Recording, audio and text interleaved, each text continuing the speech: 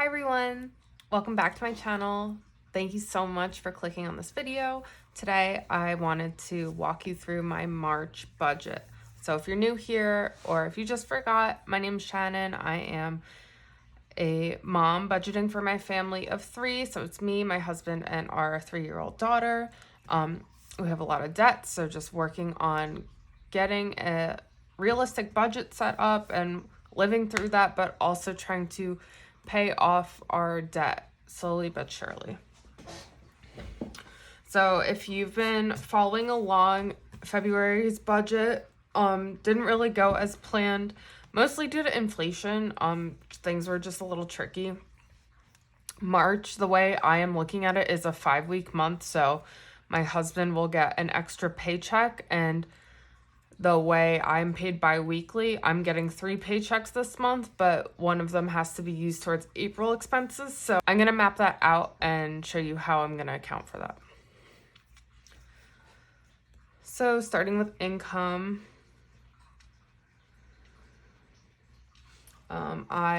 like I said, I'm going to get 3 paychecks, so that is on average $1,800.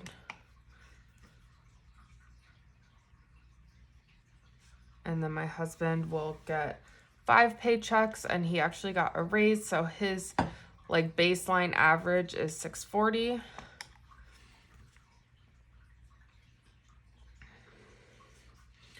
So altogether we can bank on $8,600 of income this month. But like I said, part of this income, April's income will look lower because it's kind of I don't know. It's just a little bit tricky. So now I'm just gonna list all my fixed expenses, and then we could just talk through it.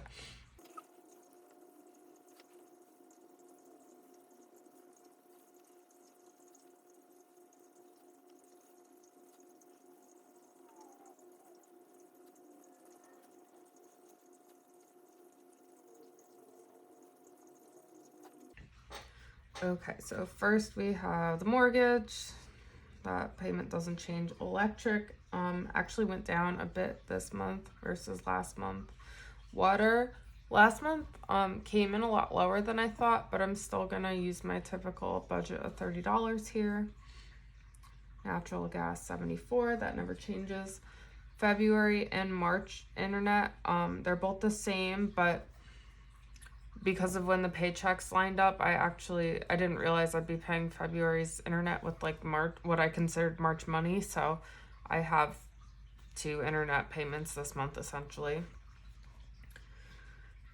Car payment, car insurance, our policy just renewed, and the cost went up $9, which is lame, but whatever. That's not a huge increase.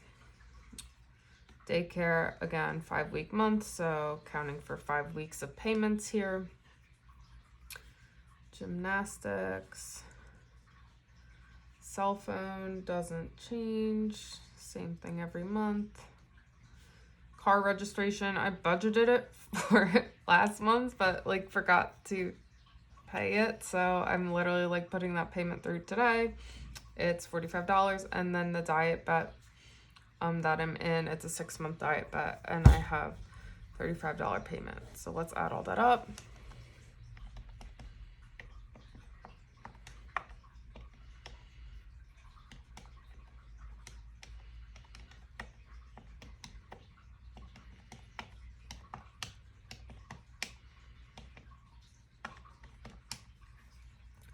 So that is $34.60, but then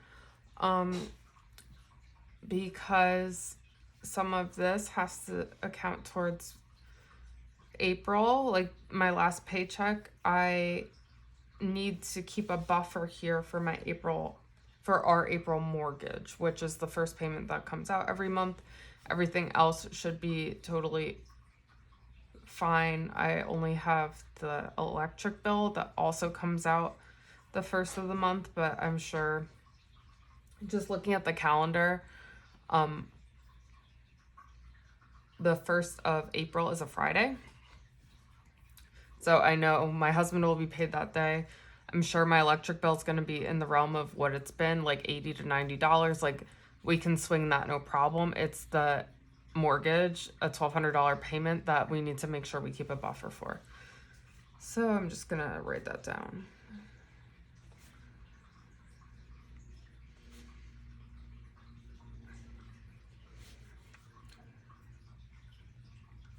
So then if I add the 1214 here, technically the fixed expenses will be 4674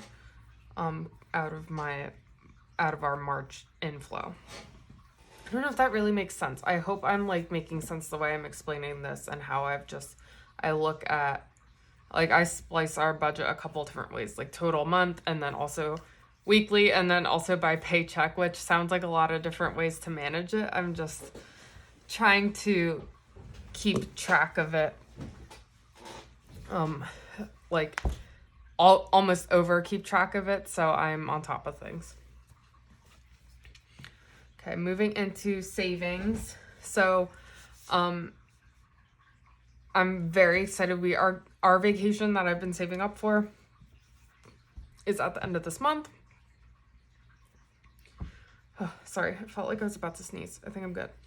Our vacation, we're going on vacation at the end of this month. We're going to Disney World, so I am going to continue on track, just putting $100 away a week like I have been until the vacation comes up. And then obviously that week I'm not going to put any money away for it because we will be there using that money.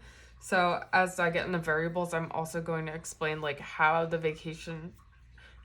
going away for a week changed how I plan my variable budget. Anyway, so starting with savings, my vacation savings is $400.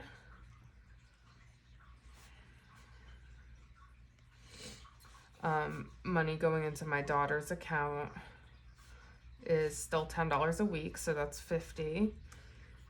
And I'm going to put away for her even that last week when we're on vacation, because it's only $10. I'll just continue to do that. And then investments,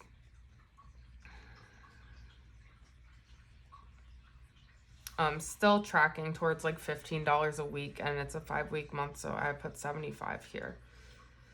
So altogether, that is $525 going into savings this month, which definitely feels low compared to, I guess people say that you should budget like 20% of your income going into savings. Ideally, this is less than 10%. Right now we are like trying to pay off extra debt, but I would love to at least be targeting 10% of our income going into savings every month, even during our debt payoff phase. Okay, so now the place where big changes happened, I had a lot of learnings last month, so let's go to variables.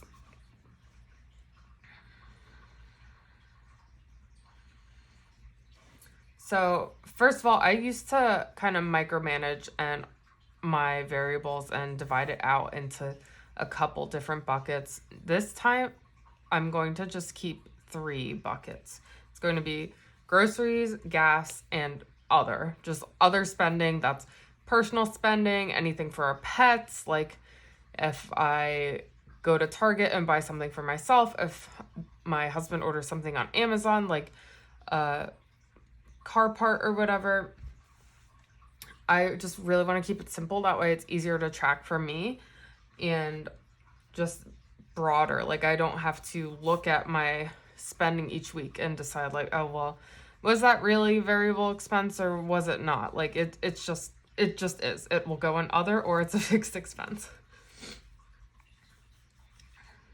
So first is groceries, and I feel like anyone ever talks about these days, including me, is how expensive groceries are. So we're going away for a week. I don't have to budget for a week of groceries because the food that we will be buying when we are away is already part of my vacation savings, which I'm actually thinking about doing a video about how I planned and budgeted my vacation, and then like what my actual spending was, so I'll film it when we get back.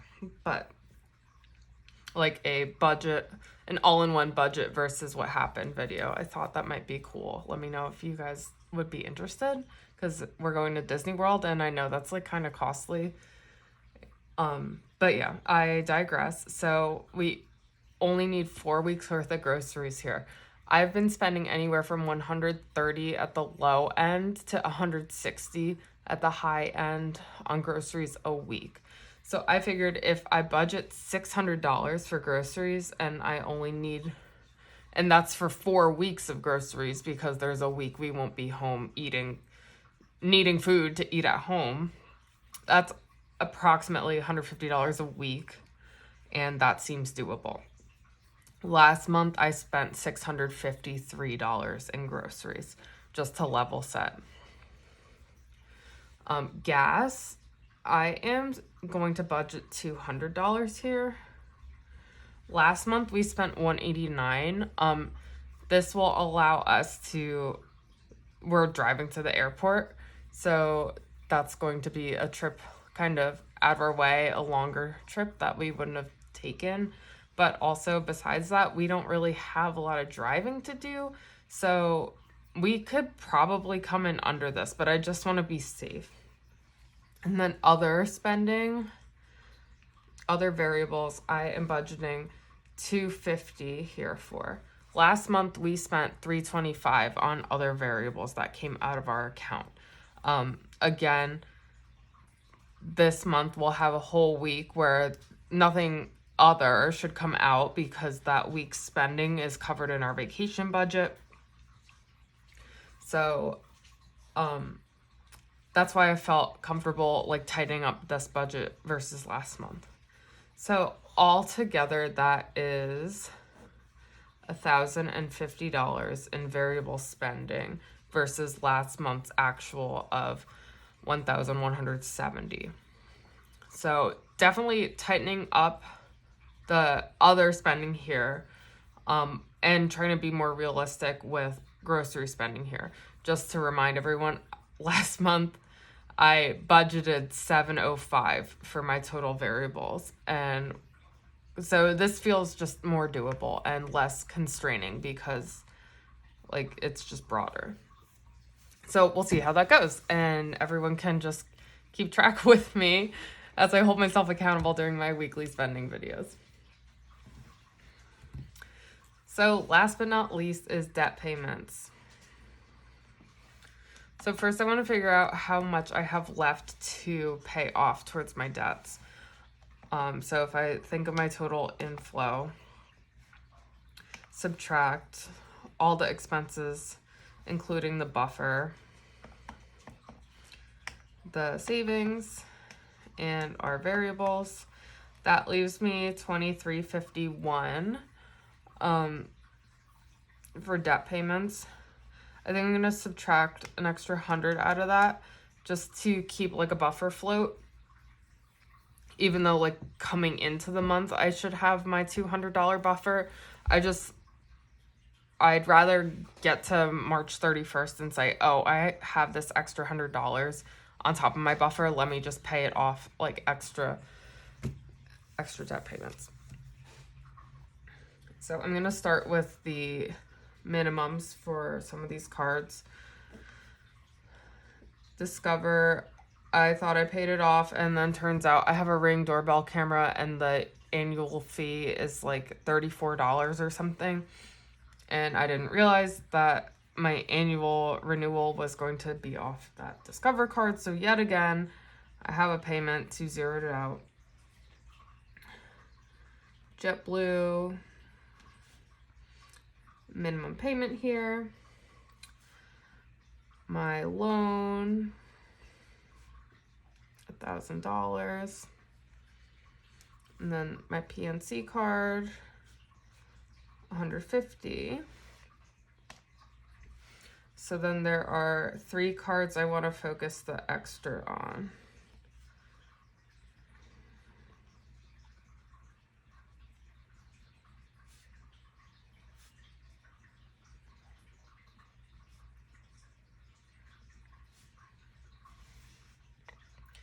So to figure out how much extra I have left, I'm just going to subtract this out real quick.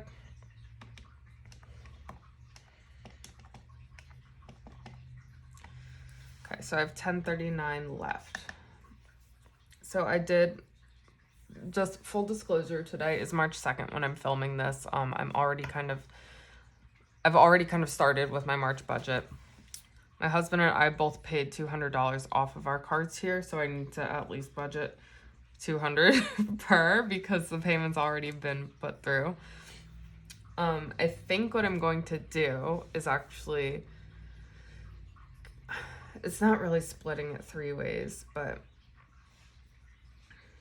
I'm going to get, on top of the $200 my husband spent or put on his card, I'm going to give him $139 towards his Apple cards. So actually he hates paying off not whole numbers. He's so strange. So I'm going to give him an extra $150 on top of what he paid. So that would be $350. Now I have $689 left. I am going to give myself an extra $200 on top of what I paid. So that would be $400 total. And then I want to pay a snowball towards my Target credit card balance this month. So that would be $289 left over to pay off of the Target card, which is actually really exciting. That will cut my Target balance in half. So that means if I can pay extra off my Target card next month, or even use that $100 buffer that I'm kind of leaving floating in here, I could have my Target card paid off next month or the month after. Really exciting stuff. Okay, so that's really it. That's my March budget, guys. I feel good about this. I've made some changes and there's just a lot of in and out. And also I'm just really excited because I'm going on vacation this month. So what's not to be excited about?